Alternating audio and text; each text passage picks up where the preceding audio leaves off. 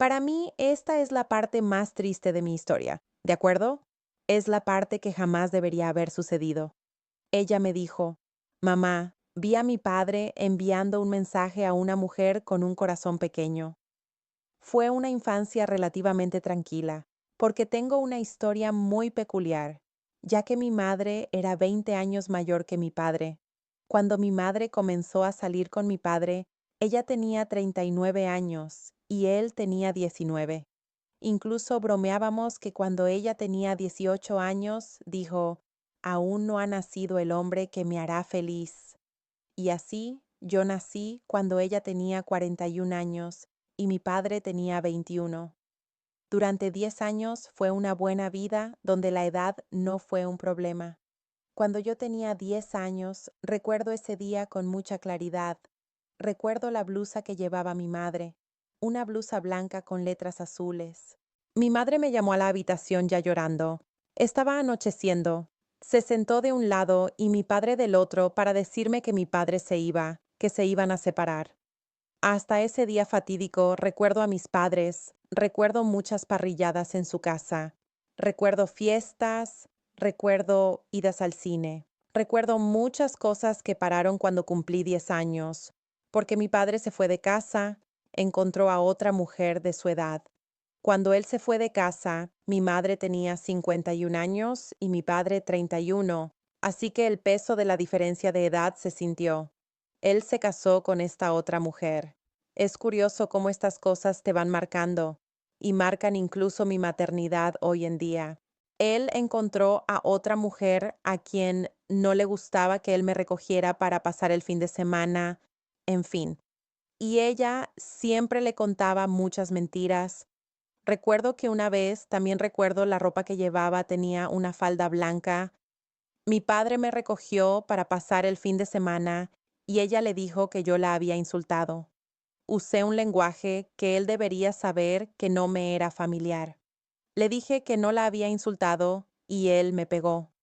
Recuerdo que eso fue un punto de inflexión en mi relación con mi padre, porque a mis 10 años creía que él tenía que creerme porque era mi padre. Debía protegerme por encima de cualquier cosa y no creer en una persona que acababa de llegar a su vida y que quería separarnos como lo hizo. A partir de ese momento, también dije que ya no quería ir.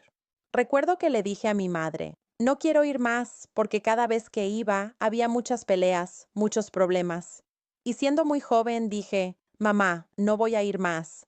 Y a partir de ahí, como empecé a decir que no iría, aunque él insistió un tiempo, puedo decir que mi relación con mi padre prácticamente terminó.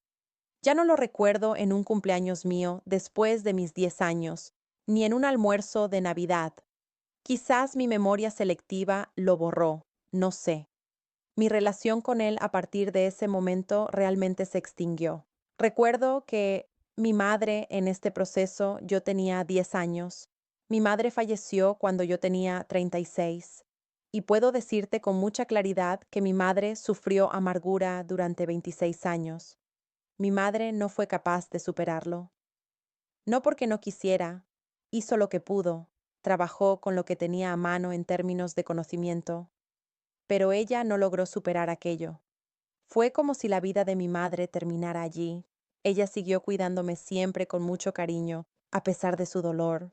Pero mi madre fue languideciendo, no sé, literalmente durante 26 años hasta el día en que murió, porque nunca fue capaz de superar eso. Y después de esta mujer que mi padre encontró, en fin, él encontró a otras también. Tanto es así que en su velorio fue algo muy peculiar. En su velorio había 3 esposas simultáneas, no la primera, la segunda y la tercera, no, de ninguna manera. Teníamos allí a 3 esposas, y fue muy gracioso que las personas que llegaban al velorio no sabían a quién dar el pésame. Mi pésame, mi pésame, mi pésame, porque ese era mi padre, muy mujeriego, con muchas mujeres y tal. Y mi madre, hasta el último día de su vida, cargó con ese amor, que la lastimó en un momento dado. Fue un amor que hirió, pero del que ella no fue capaz de liberarse. Y es muy gracioso porque más adelante te contaré cómo esta historia se repitió cuando mi hija Sofía tenía 10 años. Luego crecí, en fin, mi madre era una madre muy presente. Se jubiló muy temprano, pero al mismo tiempo estaba muy ausente mental y espiritualmente. Siempre muy consumida por ese dolor, siempre consumida por ese abandono que se apoderó de ella. Mi madre era una mujer extremadamente vanidosa, conocida por su vanidad, siempre con las uñas hechas, siempre con el cabello arreglado. Era una mujer alta, bonita, y perdió completamente las ganas de cuidarse, de arreglarse. Realmente el alma de mi madre se fue volviendo gris, sin brillo. Recuerdo que era muy difícil para mí enfrentarla de esa forma. No pasé por la rebeldía adolescente de ser grosera con mis padres. Gracias a Dios no pasé por ese proceso, pero me veía muchas veces muy indignada con mi padre, por lo que mi madre estaba pasando, y muchas veces discutía con mi madre, le decía, tienes que salir de esto, tienes que olvidar a mi padre. Y ella decía, pero no puedo, él es el amor de mi vida. Ella incluso decía, y él me dio a ti. Yo le decía, mamá, eso es mucho peso para cargar solo porque me tuviste a mí. ¿Qué gratitud es esa? Me tuviste, pero él también tuvo esta hija. Y ella no pudo, no pudo. Fui creciendo sin esa buena relación con mi padre, todo lo contrario. Recuerdo una vez que en esos años siguientes la situación empeoraba mucho, ya que mi padre de vez en cuando iba y tenían algo, no sé, una vez al año, tal vez. Recuerdo que una vez peleé con ella porque llegué de la escuela y él estaba saliendo. Tuve la intuición de que algo había pasado allí. Le dije, mamá, ¿hasta cuándo vas a aceptar migajas? Puedes contagiarte de una enfermedad. Y nunca olvidaré su respuesta para mí. No, hija mía, no. Todo está bien. Él me dijo que cuando está con ellas está pensando en mí. Nunca olvidaré a mi madre pronunciando esas palabras tan sin sentido sobre un hombre que sí, la estaba hiriendo, la estaba lastimando. Y todo esto, hoy en día sé que todo esto me dio un repertorio para que cuando me separara, supiera exactamente el camino que no podría seguir para mí como mujer y también para mi hija. Las cosas que vi, las cosas que escuché, la forma en que aquello me llegaba, yo jamás quise repetirlo. Fui creciendo, como te dije, sin ser rebelde, ni de esos hijos que cambian drásticamente, pero siempre deseando que mi madre pudiera liberarse. Cuando cumplí 18 años, empecé a salir con mi exmarido. Recuerdo que fue un día que estaba lloviendo mucho. Yo estaba con unas primas y unas amigas y había un club de espectáculos donde vivía que se llamaba El Girasol. Estaba lloviendo mucho y mis amigas y mis primas estaban muy animadas para salir. Con la lluvia dije, no voy a ir a ningún lado, está lloviendo. Ay, prima, no seas desanimada, vamos. No tenemos nada que hacer, es sábado. Y fui a ese club de espectáculos, y recuerdo que cuando entré con mis primas, vi a un amigo mío que ya ha fallecido. Lo vi y fui a abrazarlo. Le dije, hombre, qué nostalgia de ti. No te veía. Hablé con él y me fui. Al darme la vuelta, él vino, me tocó el hombro y me dijo, Leticia, mi amigo está enamorado de ti. Le pregunté, ¿cuál amigo? Él dijo, el que estaba a mi lado. Juro que no vi a nadie. Le dije, ¿pero había alguien a tu lado? Él dijo, sí, ¿no lo viste? Yo dije, ay no, soy muy despistada, soy desordenada, soy torpe, no lo vi. Y recuerdo que le dije, está bien, acabo de llegar. Si hasta el final de la noche decido que quiero conocerlo, te aviso. Y fui a bailar. Estamos hablando de 1998. Recuerdo que dio la 1:30 de la mañana. A esa edad de 17, 18 años dijimos, no, no he estado con nadie. Y yo tampoco. Dije, ¿sabes qué? Voy a llamar al amigo de mi amigo. Lo llamé y le dije, muéstrame a tu amigo de nuevo que quiero verlo. Déjame hacer una segunda evaluación. Me lo mostró y le dije, vale, pregúntale si quiere venir a hablar conmigo. Y él vino y empezamos a conversar. Recuerdo que en ese club había una barandilla y él me acorraló contra la barandilla y me dio un beso. Recuerdo que en ese momento me enamoré. Fue algo absurdamente visceral, fue instantáneo. Me enamoré. Fue increíble, fue maravilloso. Estuvimos juntos y él dijo, esto fue un sábado. Mañana te llamo para ir al cine. Dije, está bien. Me fui a casa con esa sensación de, ay, Dios mío, mirando al techo, vislumbrando ya un futuro, y me desperté al día siguiente. 9:30 no llamó, 10:30 no llamó, 11:30 no llamó. Recuerdo que le dije, mamá, ¿ves, mamá? Los hombres no valen la pena. Dijo que me llamaría y no lo hizo. Recuerdo que ella, siempre tratando de apaciguar todo para todos, dijo, hija mía, todavía son las 11:30. Yo dije, pero dijo que llamaría, ¿ya está despierto? Yo me despertaba a las 7:30 de la mañana, sábado, domingo, festivo. Y bueno, recuerdo que a la 1 en punto sonó el teléfono. No había celular, ¿verdad, gente? Teléfono fijo, 1998. Corrí a atender, pero atendí muy tranquila. Aló. Él dijo, Leticia. Le dije, sí, soy yo, soy fulano. Dije, ah, hola. Cumplí mi promesa de llamarte. ¿Podemos ir al cine? Dije, podemos. Y fuimos al cine. Ese fue el segundo día que estábamos saliendo, y él ya preguntó si podíamos ser novios. Nos habíamos conocido la noche anterior, y él ya dijo, ¿podemos estar juntos? ¿Quieres ser mi novia? Dije, sí. Él era militar, así que realmente solo nos veíamos los fines de semana. Y durante este tiempo, siempre muy dedicado a mí, a nosotros dos. Yo también. ¿Qué me dices del primer año de noviazgo? El primer año de noviazgo no tiene precio. Esa cosa que no puedes ver, no puedes tocar, no puedes oler, que despierta las sensaciones más increíbles, muy enamorados y tal. Recuerdo incluso que hoy en día no es así. Nuestra primera vez fue después de unos meses de noviazgo. Fue con mucha expectativa, mucha ansiedad, y fue genial, fue increíble. No hay nada como el sexo con amor, es el sexo más performático del mundo. Pierde ante el sexo con amor, el sexo donde hay afecto, donde hay pasión, es la mejor cosa del mundo.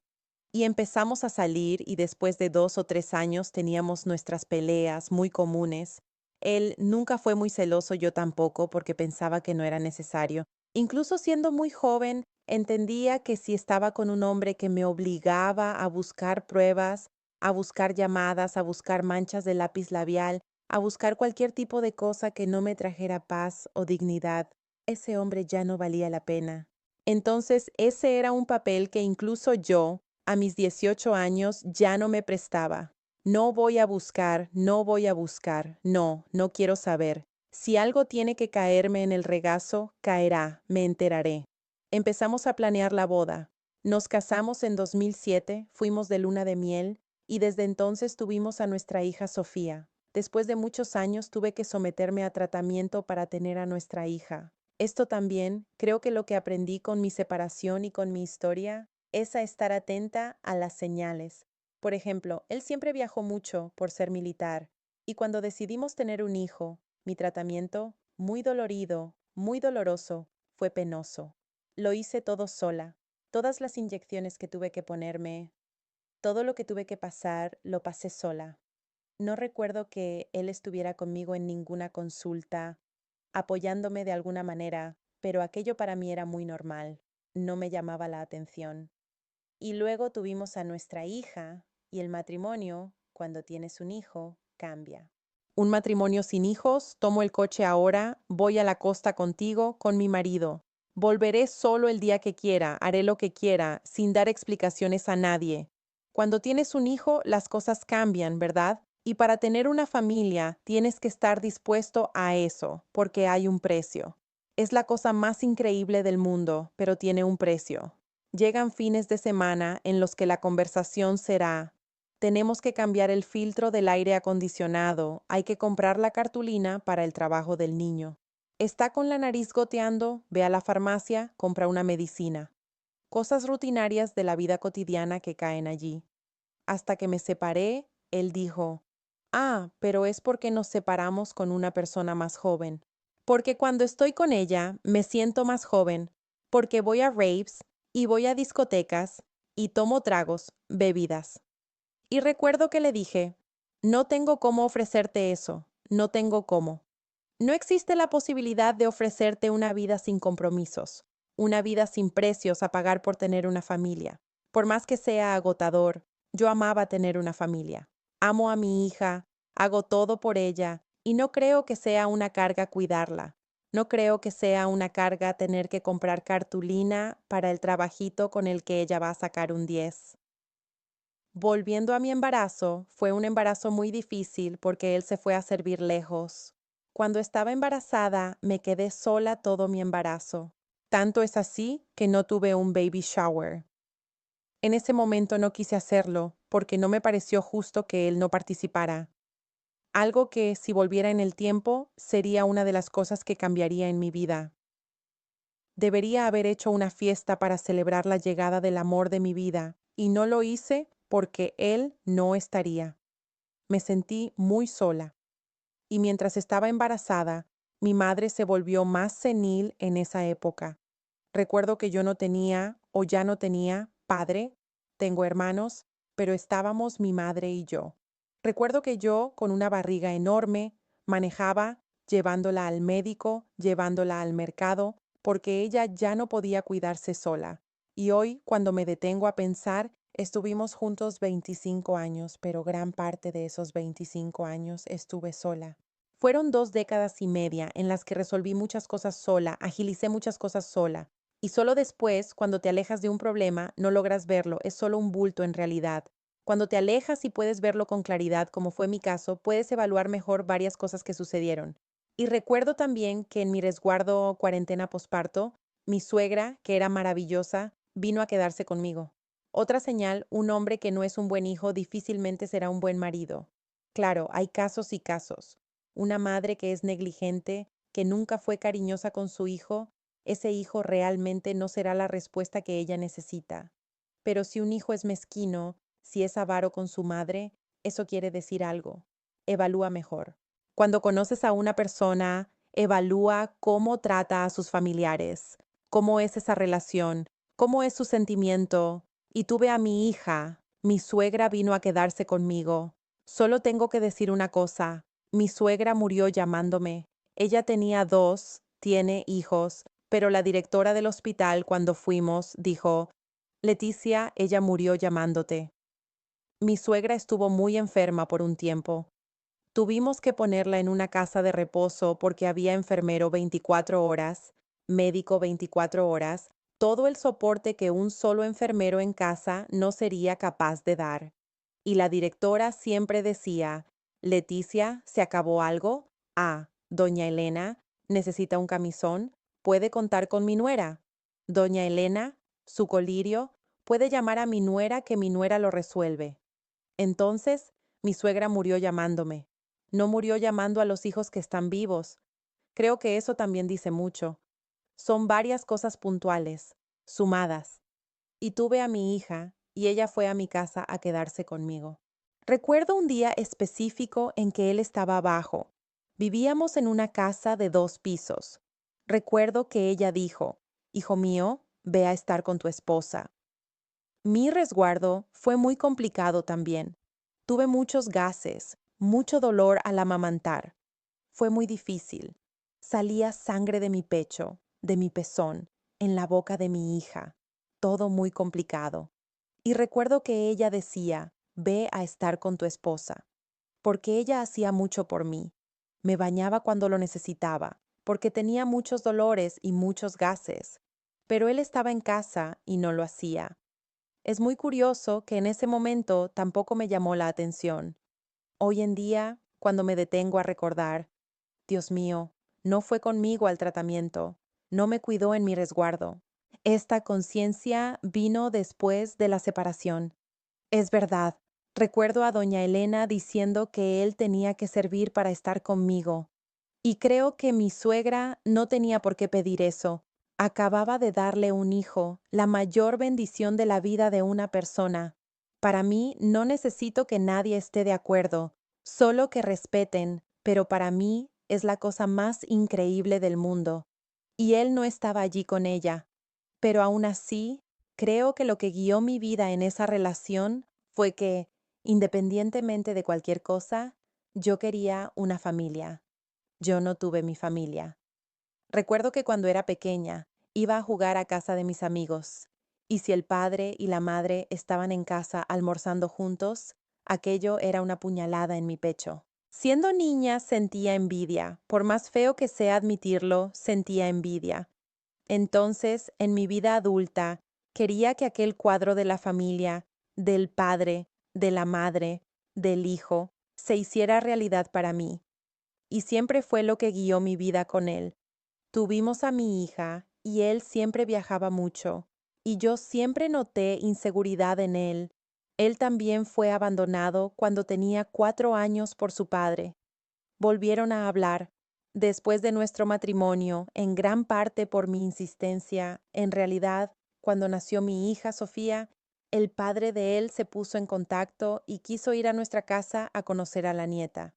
Recuerdo que él dijo que no quería porque no podía pronunciar el nombre de su padre, lo cual es comprensible hasta cierto punto. Y yo le dije, vamos a dejarlo. Escucha lo que tu padre quiere decir, no ha muerto, tú no has muerto. Siempre hay una oportunidad de intentar una reconciliación. Siempre hay una oportunidad de al menos escuchar lo que tiene que decir. Esta guerra no está perdida. E insistí. Recuerdo que cuando su padre fue a casa por primera vez, lloró mucho, arrepentido porque imagina, vio a su hijo crecer, vio que su hijo no lo necesitó, pero él estaba allí tendiéndole la mano, y él también tratando de quitarse esa cosa nefasta que siempre tuvo dentro de sí. Por eso hizo operaciones especiales, el símbolo de la calavera y tal, porque él tiene esa cosa dentro de sí, siempre la tuvo. Yo pensaba que era parte de él y que no había cómo cambiarlo, y estaba bien. Qué bueno que se fue a hacer fuerzas especiales, porque así lo sacaba afuera, en los ejercicios y en el combate. ¿Y por qué estaba diciendo esto? Volvamos a la percepción de su padre. Yo veía mucho esa necesidad de él de la validación ajena a través de mujeres para sentir que tiene valor. No, mira, soy deseado. Mi padre no me quiso, ¿no? Mi padre me rechazó y se fue cuando yo tenía 4 años. Pero las mujeres me quieren. Mi padre no me amó como debía ser amado, pero otras personas me aman. Y de nuevo, ¿lo percibías? Sí lo percibía, pero siempre fue la familia que quise. Entonces, mirada de mercader, ay, no es nada, y déjalo pasar, porque aquel marco de la familia era muy importante para mí. Durante algunos años tuvimos esas crisis. Me enteré de una cosa u otra, pero nada que me hiciera verdaderamente sacar al padre de mi hija de casa, porque para mi mala suerte no conocí después de mí a un niño que amara tanto tener una familia, al padre y la madre en casa como mi hija. Y muy basada en esta fundación que yo quería, fui llevándolo. Vivíamos bien. Y él no es un mal hombre, no, es solo una persona con muchos traumas, muchos traumas.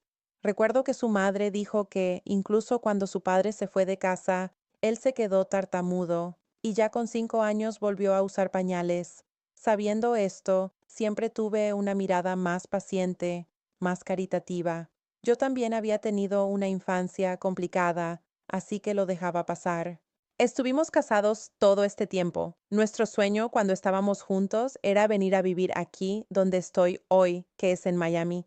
Siempre fue algo que deseamos. Veníamos todos los años de vacaciones. Y él dijo, mira, me voy a jubilar dentro de un tiempo y nos vamos. El matrimonio entró un poco en esa rutina, pero no puedo decirte que fuera un mal matrimonio. Fue lo que le dije a él. El matrimonio terminó muy mal, pero durante 25 años no fue un matrimonio horrible. ¿Era un matrimonio perfecto? No. Pero como siempre le digo a mi hija, perfecto es una palabra que no existe en el diccionario de la vida. Nada será perfecto. Y cuando estábamos ahora con 24 años de casados, apareció una oportunidad para él de ir a un viaje a la Antártida de 13 meses. 13 meses sin volver a casa. Él ya había viajado otras veces. Estuvo 6 meses una vez, 6 meses otra. Pero 13 meses sin volver a casa sería la primera vez. Y conversamos. Él dijo, amor, mira, voy a este viaje y el dinero que voy a ganar nos permitirá, cuando me jubile, vivir en Estados Unidos, que es lo que soñamos.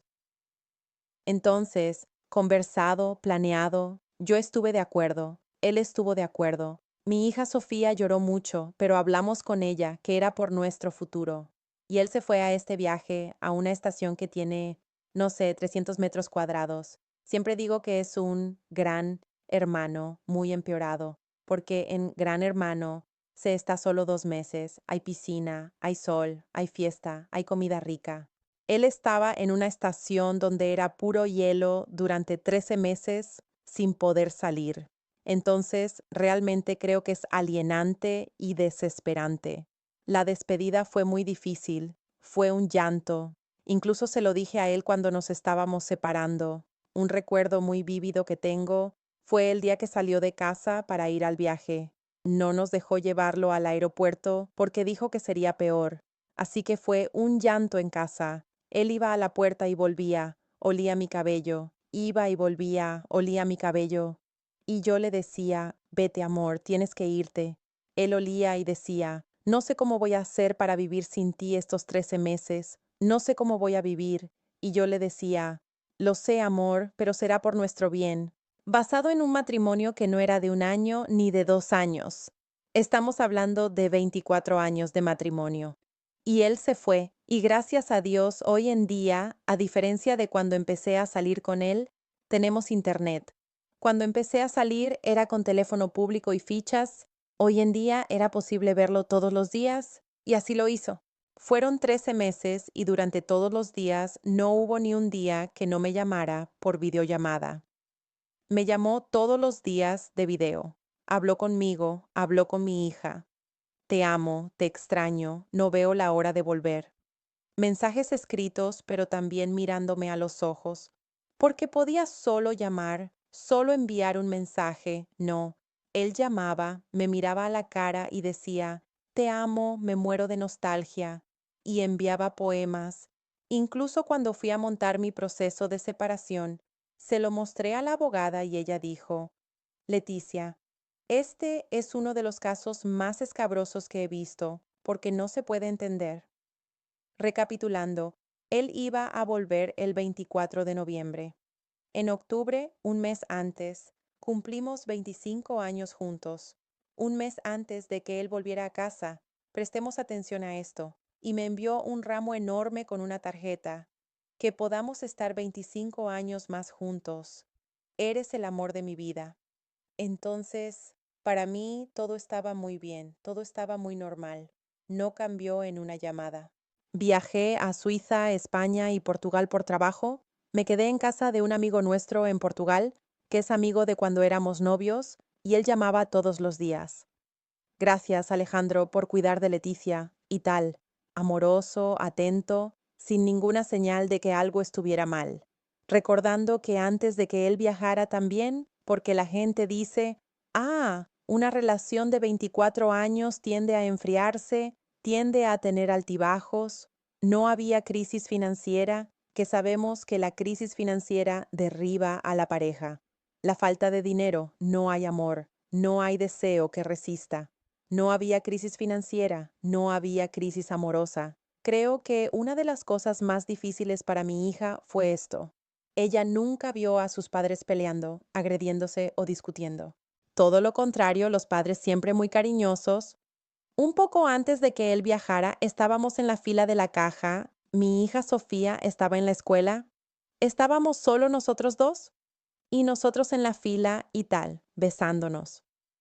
Fuimos a comprar algo para merendar, ya con 24 años juntos.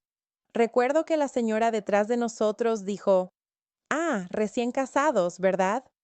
Y nos miramos y reímos, dijimos, no, 24 años, porque esa era nuestra relación.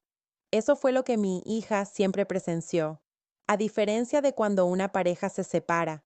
Recuerdo que una amiga mía se separó y su hijo, que tenía 9 años, dijo, Mamá, gracias a Dios ya no aguantaba más verlos pelear. Otra amiga mía, su hija dijo, no aguantaba más ver cómo mi padre se trataba mal. Nada de eso. Y llegó el día de su regreso. Recuerdo que volvió. Llegó a mediodía.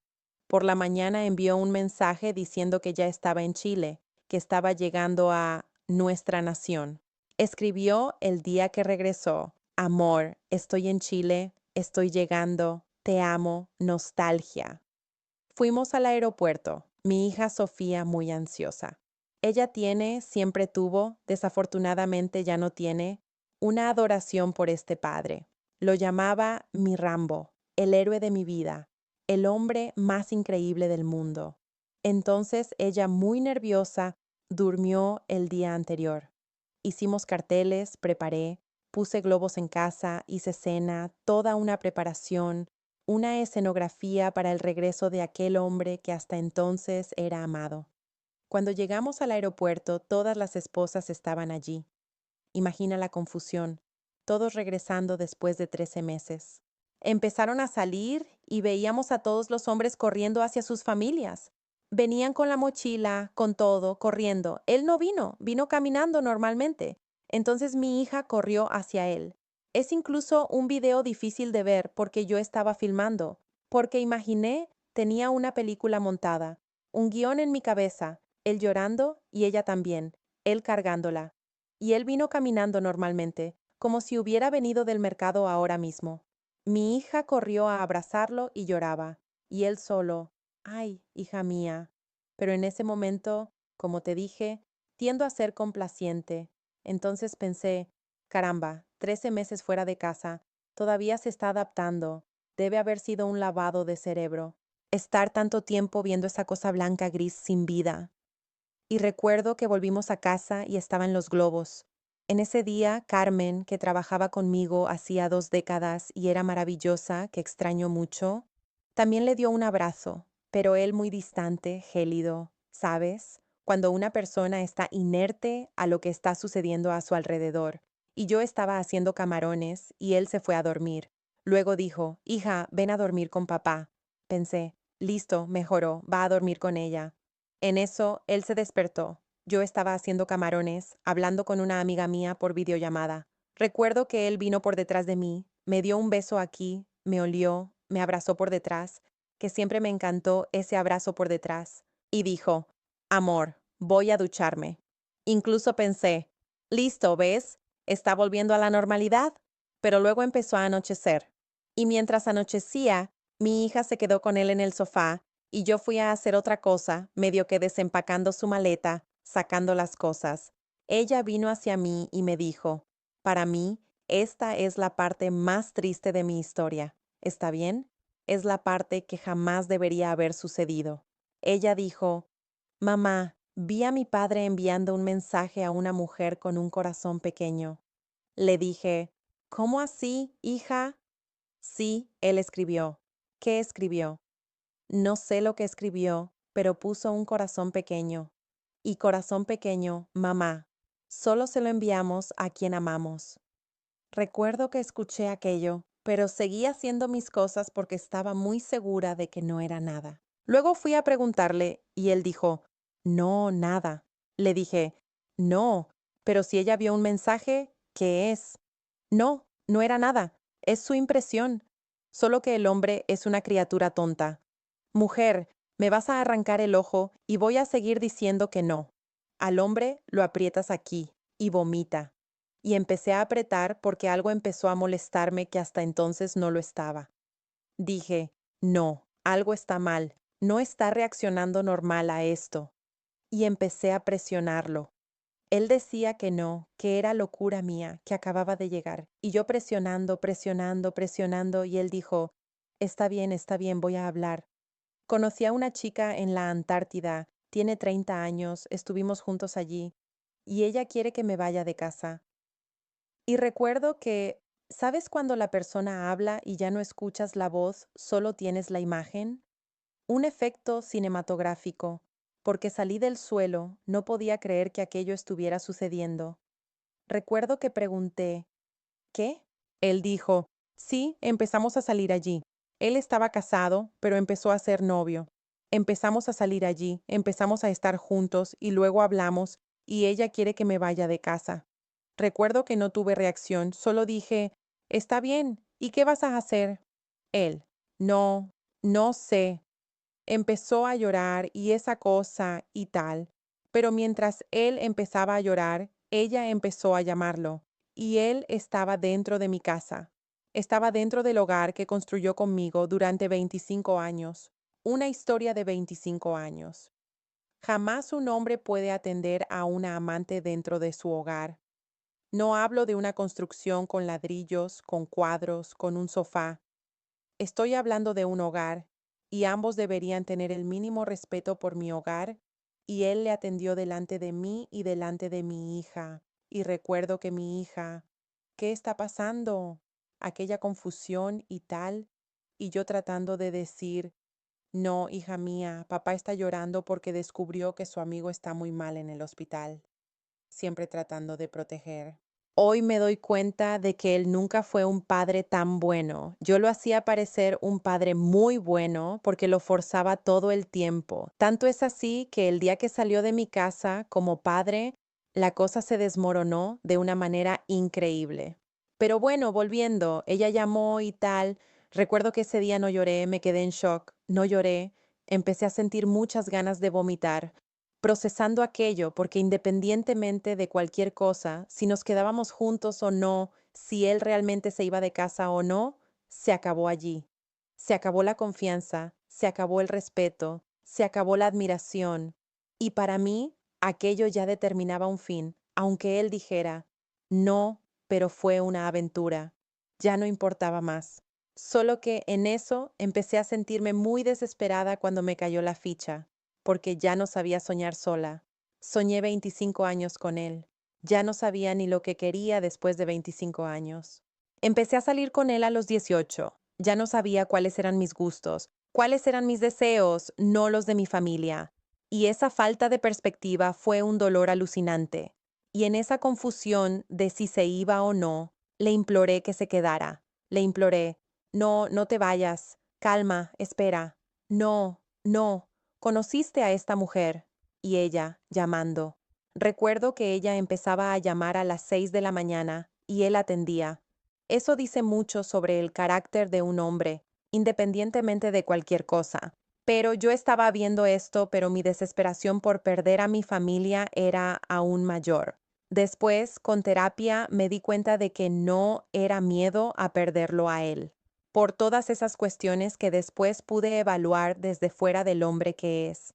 Y empezamos a relacionarnos, aunque ella llamaba y él la atendía.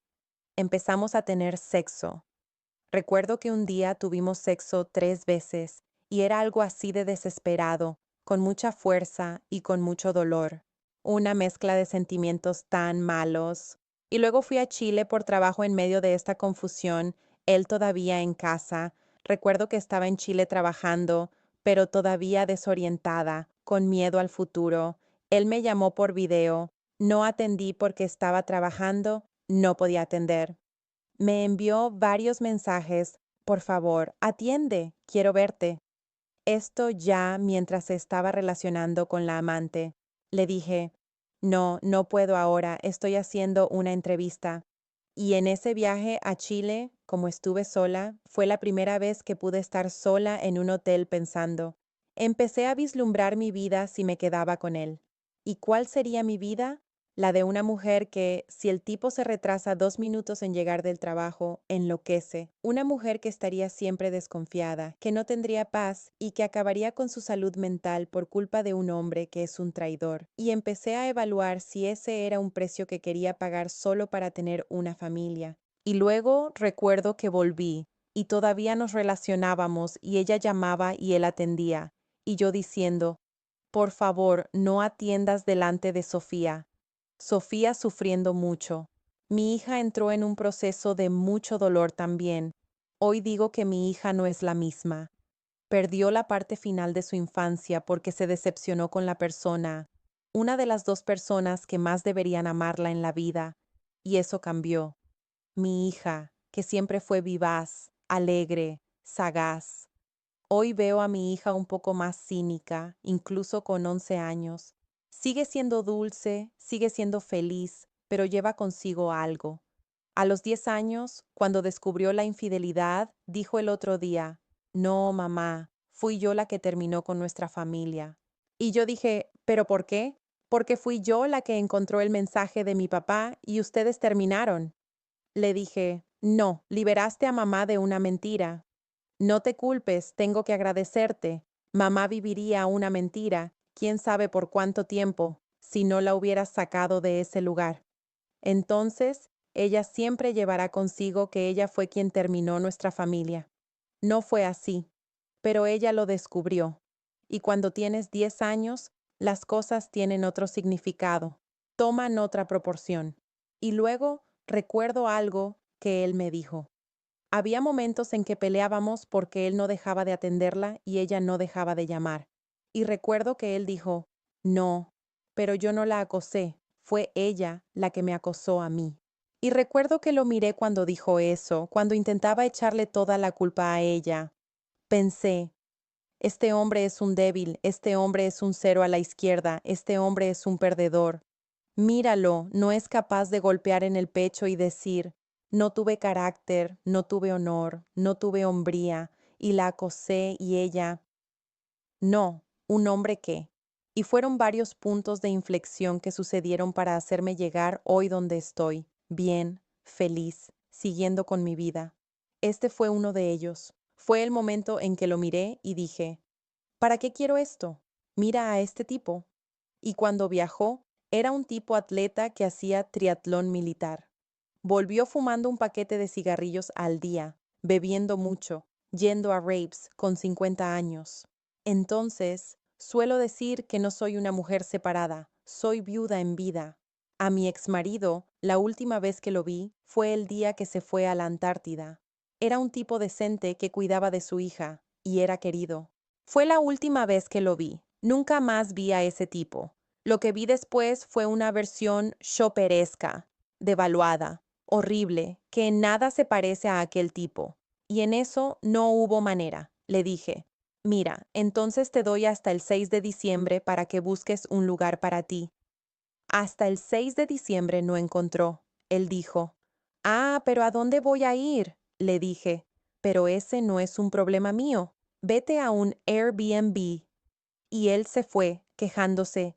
Estoy gastando dinero. Le dije, Dios mío, estás terminando una familia de 25 años y tu preocupación es si estás gastando la tarifa diaria del Airbnb. Mientras tanto, mi hija sufría mucho. Él sin preocuparse. Recuerdo que una vez la recogió y ella dijo que empezó a llorar porque todavía era duro para ella. Él dijo, Sophie, deja de llorar, ya pasó. Recuerdo que ella me dijo, mamá, mi padre me mira diferente. ¿Dónde está mi padre? ¿Dónde está mi padre? Dijo, hija mía, ¿tu padre? No, mamá, este no es mi padre. Y hasta hoy ella dice que ese tipo que existe ahí es su padre, pero no es su padre. Ella nunca más vio a ese padre. Y nos separamos. Yo toqué fondo, suelo decir eso. Toqué fondo, pero cuando llegué al fondo del pozo, vi que ese no era mi lugar. Miré alrededor y supe que el sufrimiento, el desierto, tenía que ser un lugar de paso. No tenía cómo salir de ese camino, solo existía ese camino. No había ninguna otra puerta por donde pudiera salir. Entonces iba a pasar por aquel valle, iba a pasar por aquel desierto, pero yo sabía que no me quedaría a vivir allí, que era pasajero. Siempre tuve esa conciencia, pero no hizo que fuera más fácil. Me hizo creer después que pasaría, pero no que fue fácil. Recuerdo que mi hija solo me vio llorar una vez. El resto del tiempo mantuve la compostura para ella, diciendo, hija, es complicado, no es lo que queríamos, no es así como soñamos cuando nos casamos. Pero los problemas le pasan a todo el mundo. Hay cosas peores, hay un familiar que está enfermo, hay tantas cosas más difíciles y vamos a superar.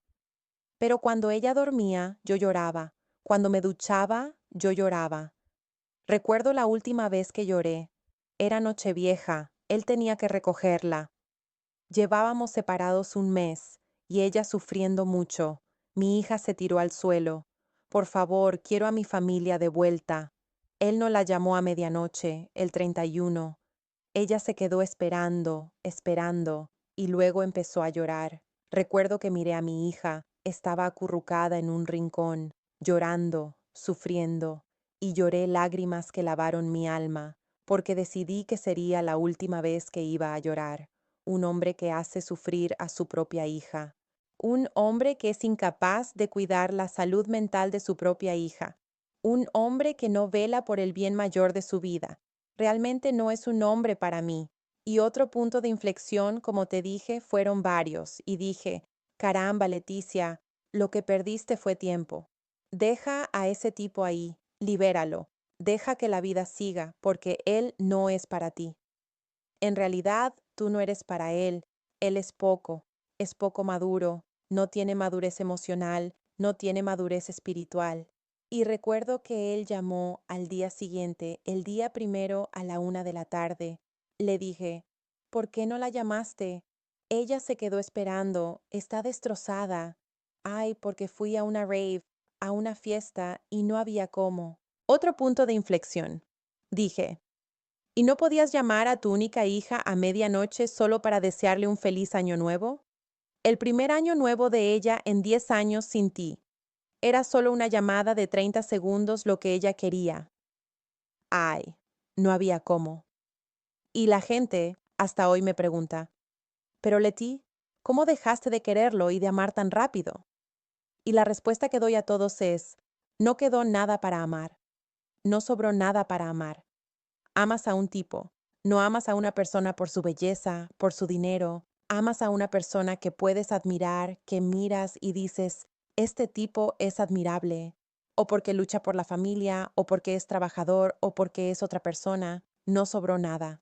Solo que en los fines de semana que tenía que recogerla, él decía, pero mi novia me pidió que me quedara con ella y no lo dejaba recogerla. Y yo nunca le conté esto a mi hija.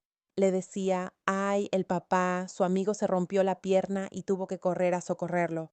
Y yo sabía que esto iba a seguir sucediendo. Y todavía no estábamos separándonos en papel, y pensé, no voy a seguir viviendo esto para siempre. Porque vi mi historia repitiéndose con mi padre.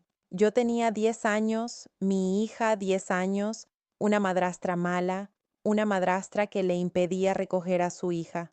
Dije, soy una persona diferente. Mi confianza de que todo pasaría tenía que residir en mi conocimiento, y empecé a leer y a estudiar cómo superar esto. Así fue como llegué a separaciones y escuchando historias de personas que pasaron por situaciones similares a la mía y que habían sobrevivido y reconfigurado la vida. Y dije, me voy. Tenía un trabajo maravilloso en nuestra nación. Era corresponsal de una revista inglesa, era la única brasileña del grupo. Ganaba bien, tenía una vida excelente y dije, voy a renunciar a todo y me voy a Estados Unidos para darle a mi hija una nueva oportunidad de recuperar su corazón. Y ya que iba, dije, voy a intentar una maestría. Era una maestría que ya quería hacer desde hacía tiempo. Había intentado una vez, pero no había conseguido la beca que quería. Intenté de nuevo, pasé la maestría y dije, ahora nos vamos. Dije, ahora tengo que decirle que necesitamos firmar el divorcio, que necesitamos oficializar todo para que yo pueda ir a Estados Unidos. Porque yo sabía que aquí un ambiente diferente, otra escuela, otras personas, otros aires, ayudarían en esta recuperación.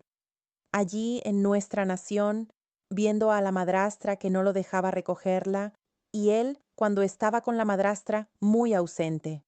Aquello nunca cesaría. Me correspondía a mí salvar a mi hija.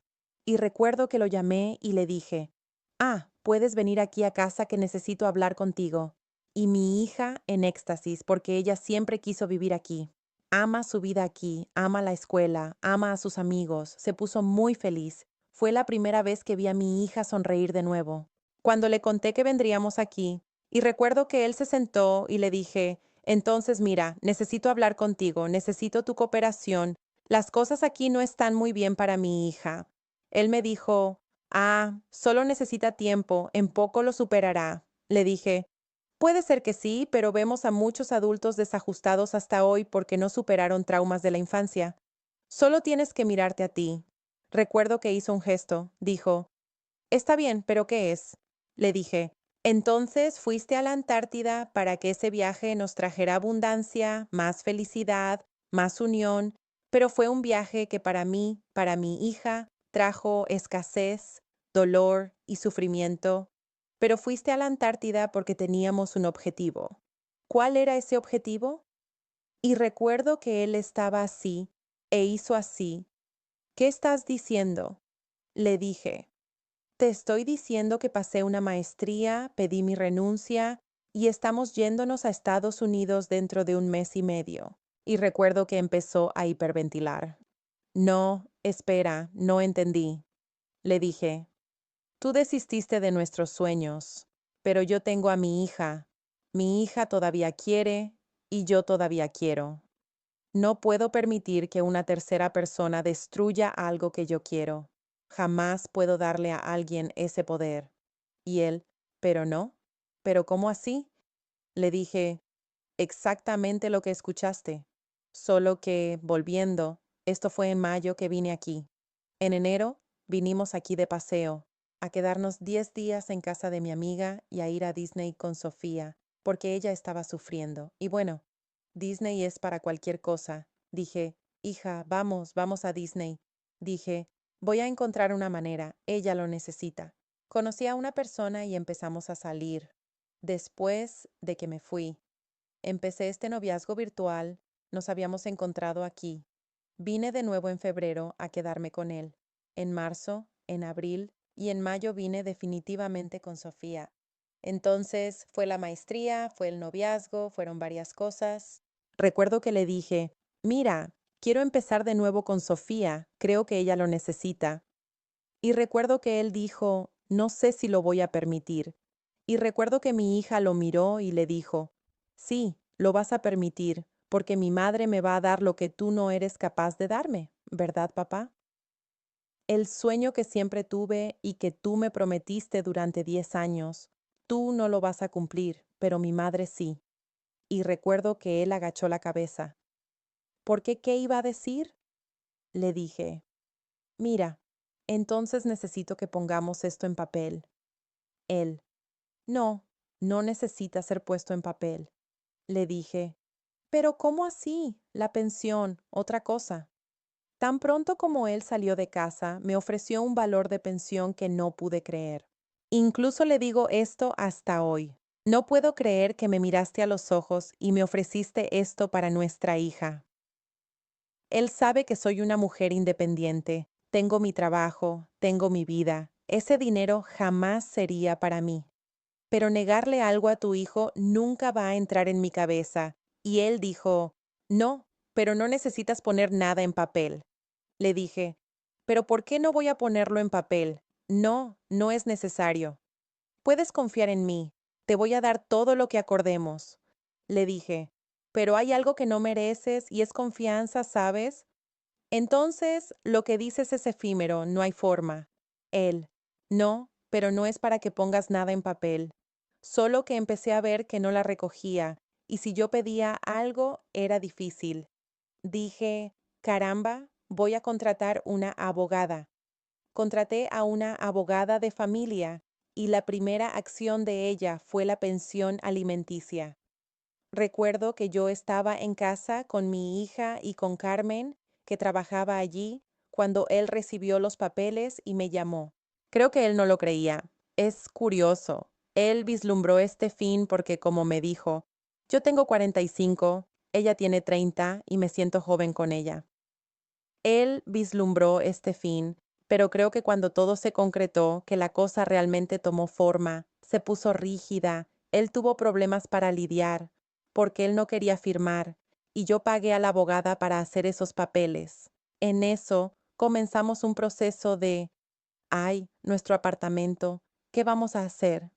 Yo quería que pusiera el apartamento a nombre de mi hija. Él no quiso porque es el patrimonio de ella. Le dije, mira, de aquí a poco te casas de nuevo. Tienes 10 hijos más. Mi hija es la que va a perder el patrimonio que su madre buscó. Ah, eso no va a pasar. Y tal. En fin, todavía no estamos divorciados en papel. La cosa sigue rodando. Lo que el juez ya firmó, ya dio sentencia, fue realmente el acuerdo de pensión. Y vine para acá, empecé la maestría, estoy con mi novio, Linda. Hoy en día realmente nos hablamos lo básico. Él vino aquí en enero a quedarse 10 días con mi hija. Y recuerdo que esperé afuera con la maletita de ella para entregársela, porque iban a estar 10 días fuera. Recuerdo que él salió del coche y no sé quién es ese tipo. Físicamente no es solo él físicamente, al menos para mí. Y la gente que se encuentra con él en la calle me llama, Leticia, me encontré con tu ex. ¿Qué le pasó?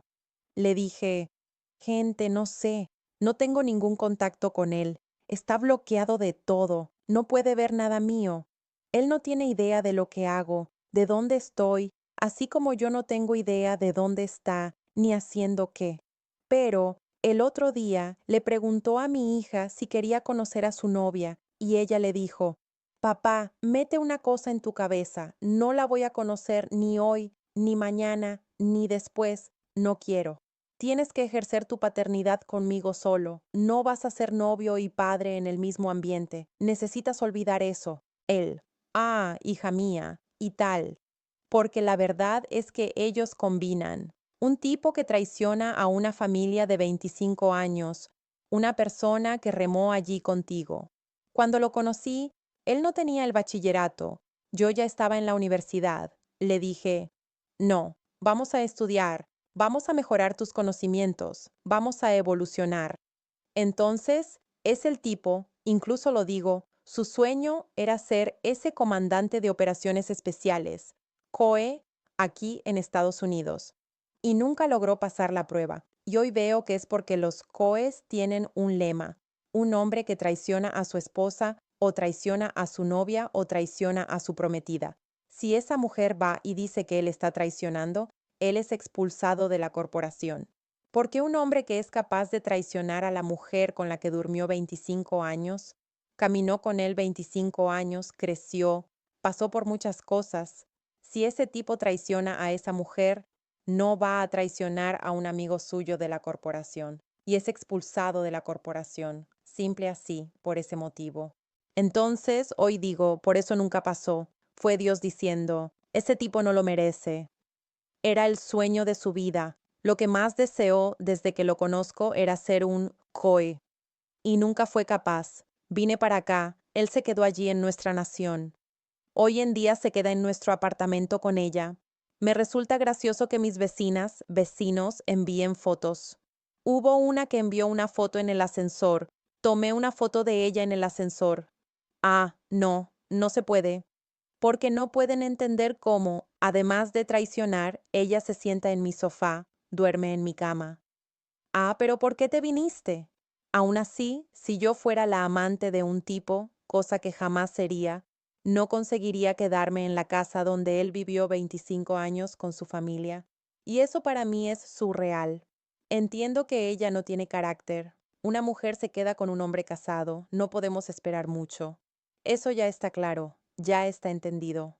Pero hay un límite para la vergüenza. Todo mi edificio comenta. El otro día estaban en el balcón.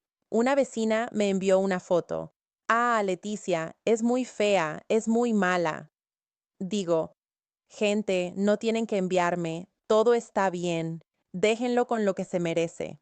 Y todo el mundo dice que el hombre que traiciona tiene un sentido de inferioridad. No sé si es verdad, no sé si eso se justifica. Pero las personas que la conocen, porque seamos sinceros, él y yo tenemos muchos amigos en común.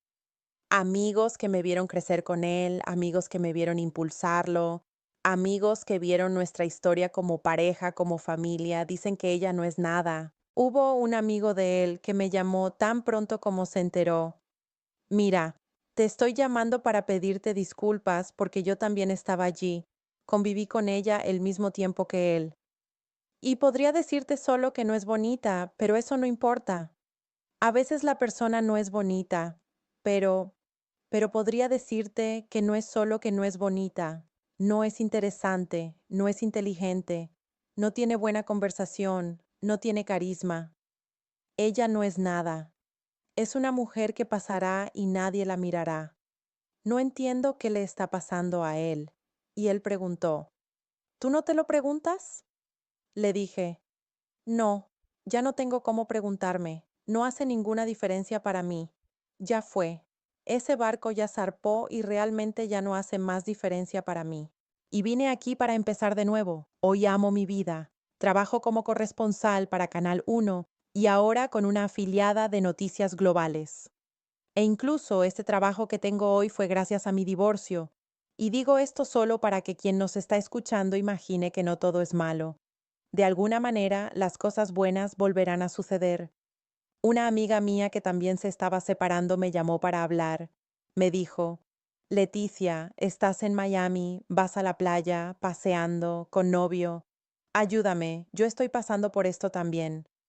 Conversando, ella dijo, mira, necesitamos una corresponsal aquí en Estados Unidos. ¿No quieres hacer una prueba? Hice una prueba internacional, hice una prueba del canal web, pasé y empecé a trabajar en mi área a los 44. Ya trabajaba como periodista, pero como corresponsal internacional, que es el sueño de 15 de cada 10 periodistas. Yo ya ni lo imaginaba, ni era algo que yo ambicionara. Me cayó en el regazo. Entonces, mi hija volvió a sonreír aquí. Mi hija volvió a ser feliz aquí. Desafortunadamente, creo que ella nunca volverá a ser la misma, pero puedo ver la esperanza de un futuro agradable.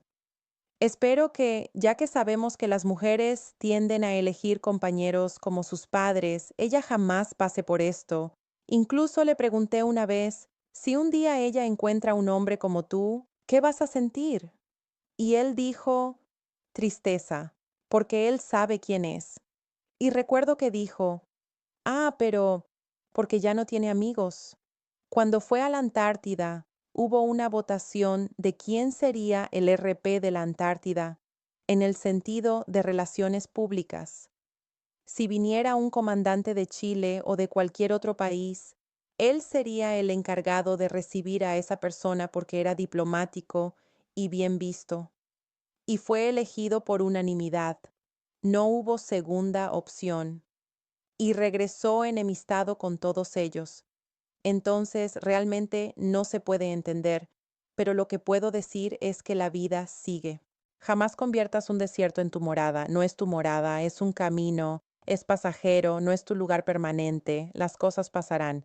Empecé a trabajar aquí, amo mi vida aquí, amo vivir aquí, amo ver a mi hija desarrollándose aquí, volviendo a ser feliz. Ella no tiene la misma relación que tenía con su padre. Continúa, después de un tiempo logró perdonarlo, volvió a relacionarse con él, con mucha claridad, sin admiración, sin nada, pero amo ver que mi hija está logrando seguir con su vida.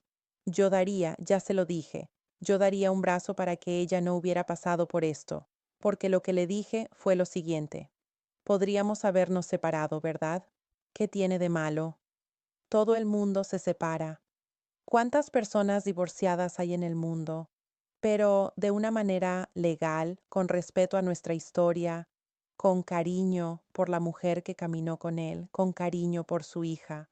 Cuidando lo que sufrí con mi exmarido cuando la amante seguía llamándolo y él atendía dentro de nuestro hogar, fue abuso emocional, fue de una maldad absurda, fue de una crueldad absurda que no era necesaria.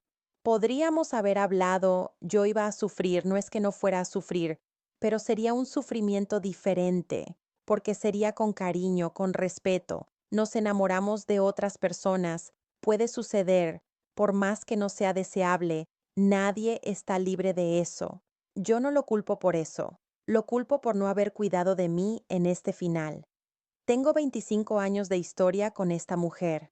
Entonces voy a finalizar de una manera decente. Voy a finalizar de una manera que después podamos mirar atrás y hablar con cariño el uno del otro, hablar con respeto, con admiración. Porque, ¿cuál es el ideal para hacer con nuestra hija? Hija, mamá y papá seguiremos amándonos como familia. Seguiremos en esta unidad, pero como hombre y mujer nos vamos a separar. Pero siempre tendremos como principal guía de nuestra vida a ti. Pero no, él dejó que la hija de 10 años descubriera que era un traidor.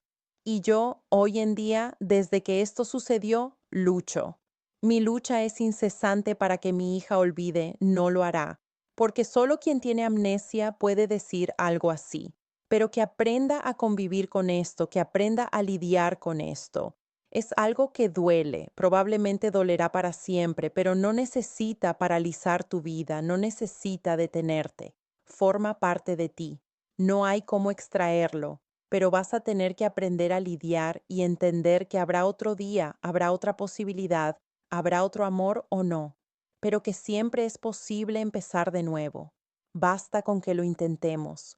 Creo que la palabra que define mi vida fue decisión. Decidí que no iba a seguir sufriendo para siempre. Decidí que no iba a ser mi madre. Decidí que no iba a quedarme amargada. Decidí que la tristeza no iba a ser permanente en mi vida. Me resulta muy gracioso que lo que más se usa para describirme es, vaya, eres una mujer muy fuerte. Ay, qué precio pagué para ser esa mujer fuerte, ¿verdad? Nadie quiere ser fuerte, ¿de acuerdo? Nadie. No queremos tener que pasar por esto, porque para llegar a este caparazón hubo mucha lucha. Fue un corazón que sangró desesperadamente, pero que no sangró para siempre. Y creo que separaciones es un poco eso, mostrarnos que hay luz al final del túnel. Sí, siempre la hay, pero tienes que querer verla. Mi madre, como te dije, se amargó durante 26 años de dolor porque no había nada que le dijera, no había nada que le mostrara. Ella no conseguía ver más allá de aquello, solo conseguía ver el dolor, solo conseguía ver el abandono, este sentimiento de ser abandonado. Él es horrible, porque juega con tu ego, juega con tu orgullo, y si permites que eso tome cuenta de ti, lo hará. Pero como te dije, la palabra de mi vida fue decisión. Decidí que eso no iba a apoderarse de mí y que no iba a cargar con eso para siempre. Es mi repertorio, es mi pequeña maleta a donde voy. Mi maleta va conmigo, pero no tiene por qué ser una maleta con piedras dentro. Puede ser una maleta con algodón. No puedo deshacerme de ella, pero puedo hacerla más ligera.